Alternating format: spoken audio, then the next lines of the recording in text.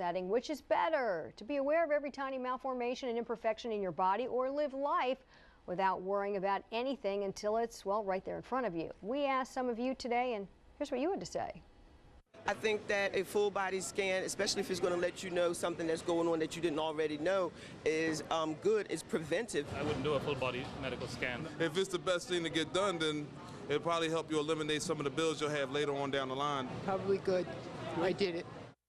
All right, well, mixed reaction there. Joining me now to talk about the pros and cons of these procedures, Dr. Andrew Lipton. Thanks for coming in. You're welcome, Warren. Let's start with the full body scan. I mean, this is not something that's routine at the doctor's office, but is it something you recommend?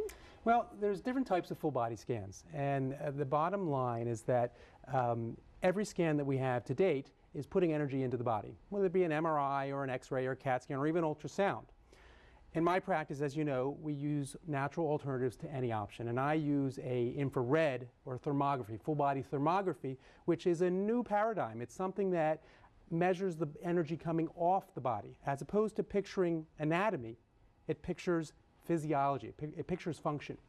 Okay, but when you take a look at this full body scan, that is probably an expensive procedure, not covered by insurance, unless it's like something in the middle of a diagnosis that a doctor has to order. Isn't that correct? Well, most people that use the full body or the thermography or any kind of whole body screening are looking for preventative. And basically, our modern system comes and treats crisis. And what the full body scan can do for you is it can give you a signal if something is going on. And maybe you can take some changes, make some dietary changes, make some lifestyle changes, and intervene.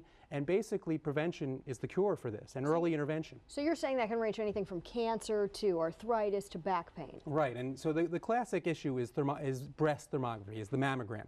We know with cancer, with all the cancers dating back 50 years, that X-ray radiation causes cancer. Yet, it's also the gold standard of screening for mammography for breast cancer. Breast cancer doesn't happen in a day. It may take months or actually even years to develop. So the changes that happen before there's actually cancer can really detect and save lives. Well, talking about the thermo-imaging, the FDA does not support this. The American Medical Association doesn't support this. I know you offer this in your doctor's office. What do you say to that? Well, it is registered by the FDA as a medical device, and it's like any tool, and it's cutting edge, and it's new, and it's different, and it measures function, which is just a new paradigm for doctors, instead of measuring anatomy. So what we're looking at is how the body's functioning, and it's just amazing. The pictures and what we see and what it picks up, and I've been using it relatively short time, even though it's been approved or registered with the FDA for 20, 30 years. It's a very effective tool as an adjunct to other screening. All right, but you agree as a patient you should be vigilant, ask all these questions, find out about whatever the radiation levels, whether you have a CT scan or anything else, always ask these questions to your doctor. I agree, always ask questions. All right, Dr. Lipton, thank you so much for coming in. Very interesting. Our Job Shop Job of the Day is an IT support person for SAP America in Philadelphia. Responsibilities include